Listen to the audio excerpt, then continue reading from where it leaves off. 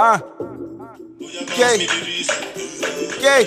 Hey everyone, welcome back to Brandy Circle. I'm back again with my friends, and today we're going to be talking about something very nice. We're going to be talking about struggles Nigerian teenagers should have faced one time in their lives. Okay, I'm Brandy, as you all know, like Brandy Circle. Hi, I'm Chidera. I'm Hamza. I'm Frenzy. I'm Joa. Esther. Okay, so I feel like if you haven't faced some of these things we're going to talk about, your life as a Nigerian teenager is incomplete. Okay, so I think I'll go first. Personally, the greatest struggle I faced growing up as a Nigerian teenager is peer pressure. To be honest, I feel like everyone tries to be what they're not when they're in high school, like in Nigerian secondary school. From like just 1 to SS3, you battle to be like better than your friends. I mean, this is something I faced, right? From getting a boyfriend to being on Facebook, like growing like as a Nigerian teenager. I feel like having to tell your parents what you want is very difficult because like they feel like they know what is best for you in most cases, and then you have to like prove to them that you want what you want for yourself. Yeah, true, but then don't you feel like they've experienced some things, right? So they should know Yeah, I mean like they've lived their own lives. I mean it's time for us to live our own lives. They can't live our lives for us, so it's not like True. Hamza, what do you think? I'm going to say a story about when I was in secondary school about peer pressure. See, when me and my guys, when we chill, and when we talk about girls and all this stuff, talk about how many girls they have given, how many things they have done. So like, if you are the disease out of everybody, people will make fun of you. Mm-hmm. yeah, actually, yeah. So like, that will make you want to do all this kind of things that you gotta meet this girl, start doing. True. Yeah, so like basically what I think is that peer pressure is for people who thrive to climb social ladders. Mm-hmm. If you don't really care about social ladders to me, I believe that all those things won't phase you. Like me at secondary school, I can't be like beginning of secondary school I was peer pressured and put it that way because like I was doing things that normally I don't even imagine myself doing. Basically, I forced myself to get a girlfriend even if I didn't like that girl. Yeah, that was actually something that was common, right? Yeah. And stuff like that, you know. But right now, like I really don't care about what other people think about me, truthfully, and stuff like that. So that's basically what I think about it. I think peer pressure is something that I'll say like 98% of teenagers face. Yeah, not only Nigeria. Yeah, not just Nigerians, right? 98% of teenagers face. So it's something that I don't know. Everybody just feels like okay, I should be like my friend. I'm seeing what my friend is doing. I think it's cool. I want to be like her. Or I want to be better than her. Personally, I think you should like. It depends on who you are. That's how like peer pressure affects you. You can decide not to be affected by people. You can decide to be your own person and your principles. Yeah. So that's how peer pressure affects you. Okay, so who wants to go next on a struggle you think Nigerian teenagers like have faced? Is it like waking up early in the morning, rushing to the gate to get credit so you can subscribe for MB? Okay. So it was always a struggle to go out. Yeah, Boko Haram blow that place. Oh my god! Especially when Boko Haram came about, like my parents never. Well, I used to go out, but it was a struggle to go out. Like my dad would legit ask me, "Give me the list of people that you're going out with. Tell me their names, and when you write their list, write their numbers beside it. Let me know how many girls. Exactly. Yeah. Who is there going to be an adult? I'm like, oh yeah, their driver will be there or something. Driver. Who tell me what time, what movie you're going to watch, and stuff like that. And I have a younger brother. Then he was like 15, and he never used to get this kind of treatment. Like he could go out. They used to ask him, but it wasn't as deep as. It's sad. People complain about being the firstborn.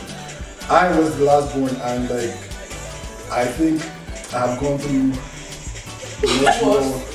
much more troubles than anybody that's here today, because like I was bullied not only in school but at home severely. Like it's not even, I couldn't even complain myself. Things that like when you're the last born, your siblings and your parents even tend to use that as a means to, I don't know what kind of, yeah, I'm the last born by 7 years, so you can see like I'm like the only child, like I'm the baby in the house. So like everybody was like in their 20s and I was in my I was like 13 or so, like in those days, and like I used to get bullied, beaten and stuff like that. So like it was not like nothing. That's another aspect. Especially when you do at school. Yeah. Big deal. Yeah, exactly. Like when you don't do well at school, it's actually a very serious thing to your parents, right? Yeah. I think another struggle. So I feel like when you ask your African parents, please can I go to my friend's house? They'll be like, no, I'm not gonna come to your house. I mean, like, it's not like it's a struggle because it's actually like that's something I never actually understood, because like my mom, I don't know, like my dad doesn't really care about what happens like, in the house and stuff like, so I can't talk about that. My mom knows the amount of friends that come to my house every week, and she still says the same thing. Yeah. Okay. I think I have another struggle. The struggle of talking to your crush with a straight face. Like it just doesn't. Well, for me, it's not something I can do, right? If I like somebody, right? I mean, I cannot talk to that person with a straight. Well, I can try to just be like normal, right? I don't want to be awkward around my crush, but then it's a struggle. It's hard. What do you guys think? Like when I was in secondary school, like I used to crush on my seniors, and then like me and my friends would just like try and pass them every time. Like we'll just go to their classes and like their girls we're scared of their girls like most times. So like we'll just pass their classes and just I don't know. And just try to like show yourself. Make them notice. Yes, when you draw back and base, you'll be flipping your face like this. Yeah. So Hamza, how does it feel to like approach your crush? I've so like me. When it comes to like crush, I'm always scared. I'm always scared to talk to my crush. So like I just have this face. Like, I'm always serious. Like I don't want to see what I'm saying. Angela, okay, Chimera. Okay, yeah, basically about my crush. Let me just tell you that I don't crush on girls that I don't crush on girls that are on my level. I don't know why. I don't know why. I only crush on girls that like way I don't know why that happens. Like not older, like that way above my social level.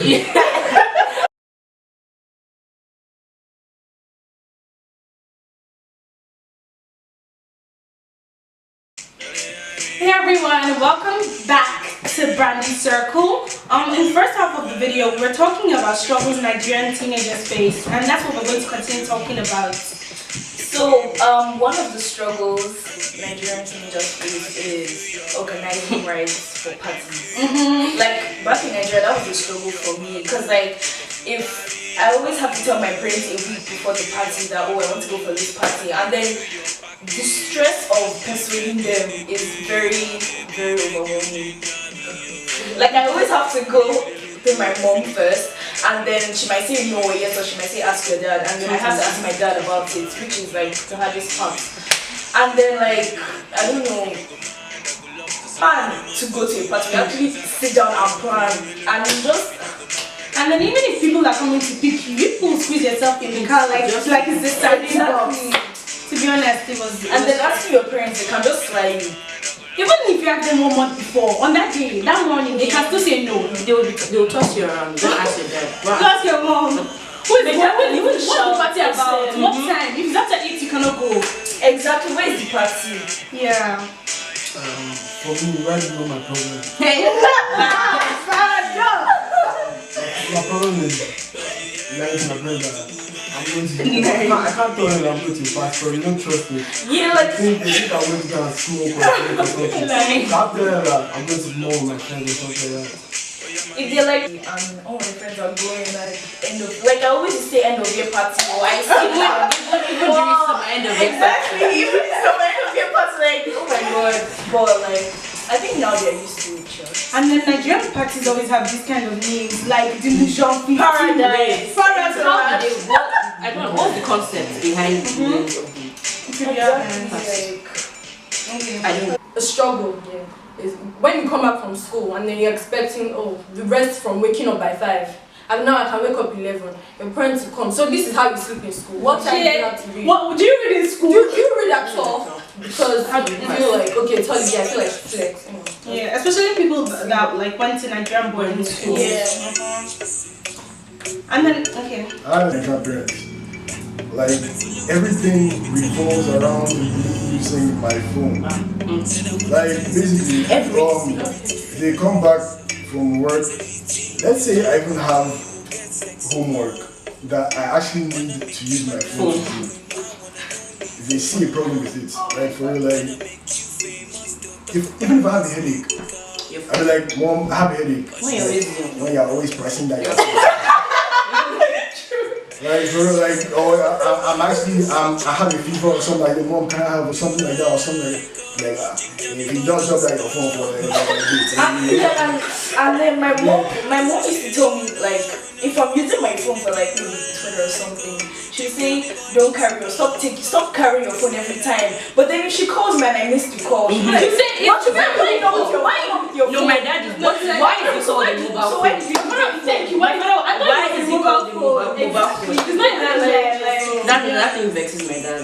Okay, I feel like another struggle is that when you finally think you've chosen like your career, what you want to be in future. Let's say personally I want to be a fashion designer, never. Okay, your Nigerian parents will just tell you, oh, do you know what you want to be here? I'm like, yes, Mom, I want to be a fashion designer. I'm like, no, I'll not pay your school fees, but you have to be a doctor. Oh my God. They feel that. Okay, let's talk the top careers: doctors, lawyers, engineer. If you're not any of those three, I feel president.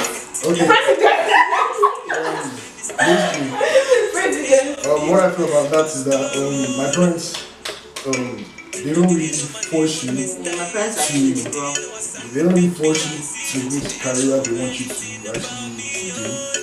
They just want you to have a first degree before you chase your dreams. Like you can just finish university. When you're done with university, then you can go chase your dreams. Like me, I like making music. I used to make music, but as I finished secondary school, I thought I was going to actually go into music full time. But my parents had a different idea. They said I had to get a degree first. They support the fact that I'm into music. I like doing something like that I have a passion for, but they want me to get that first degree. It's the most important thing in my life. Something is better for you. But they also allow you make your choice. The I think parents are getting more exposed. Like, they're getting more liberal now to allow their children like choose what they want. My parents are not understanding. Just want to have a good job, get rich, and successful quick. Yeah, be successful. Like basically, all I feel is that like parents just really want the best for me, to be honest. Like they see. Yoruba people, like, if your back man dying from asthma, if you pass him his inhaler with your left hand, they will rather die than collect the inhaler from you. Yeah, it's just actually how, that deep. It's that deep. It's just how Yoruba people are, right? Regardless of all the struggles that Nigerian teenagers are facing day in and day out, I'm still proud to be a Nigerian. Yes, because like that's what makes us Nigerian teenagers. Without all the struggles, we won't be Nigerian teenagers. Like, Yeah, just be. We The struggles learn make us every who we day. are. And talking about like these like things we experience, most of them we experience. So like, Yeah, and you learn. it's fun talking about it now. Yeah. But then it wasn't. But now it's fun. We are laughing. So Teenage life is also fun. It's fun and fun at the same time. So like in general, I don't think I want to lose that experience. Like yeah, nobody wants. I don't think it was fun. Actually. Talking about it now is So like we've come to the end of the video. I want to thank everyone for watching us. Thank you. I hope you had fun. Yeah. Thank you. Like and subscribe to my channel.